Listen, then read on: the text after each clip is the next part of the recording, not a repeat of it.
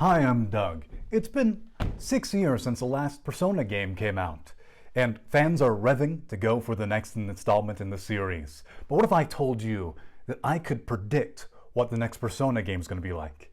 You might say, how could you possibly know that? Well, I went to the source material, past Persona 1, Persona 2, and that other Persona 2, straight to the novel that the entire series is based on. Come join me as we predict what Persona 6 is going to be like.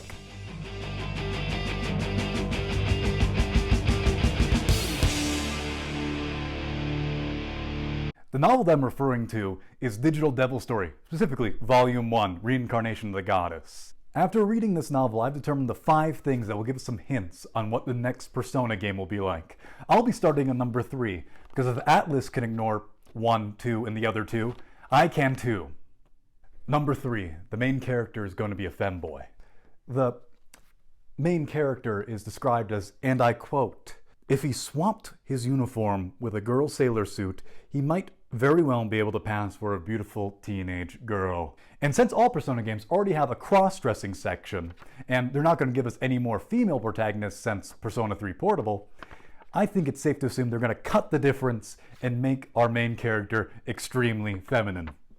Number 4, great music. The Persona games have always had great music, but for some reason the novel specifically drops the name David Coverdale, who, if you don't know, he's from the band Whitesnake. This means that this punk was listening to Whitesnake's Come On, which lyrics say, and I quote, "I don't go looking for trouble, it's always coming my way," while actively trying to summon a demon. Talk about a little bit of irony. Number 4, waifus. Listen, Persona games have always had waifus. In this book, the reincarnated goddess, who is only described as having a well-shaped nose, is the only waifu in the entire book. The only other 2 female characters in the book are either dead or banging a demon, and this is unacceptable. All Persona games ever have had little more than over half of the entire cast romanceable, and this one will be no different. There will be a variable troupe of characters to get to know and romance, but none of them will be guys. I mean, this is still Atlus we're talking about. Number 5, misunderstanding technology. Persona games have always misunderstood technology. In Persona 3, you drive a train that has no power. In Persona 4, you jump into televisions. In Persona 5, there's an app that lets you go into other people's minds. And in this novel, they misunderstand every single bit of technology. I'm over it. I'm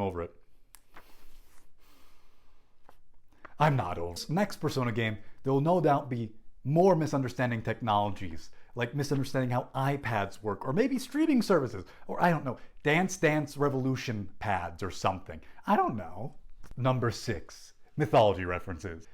This entire book is about Izanagi and Izanami really not lucking out and being reincarnated properly with people that are respectable and don't summon demons and, kill people.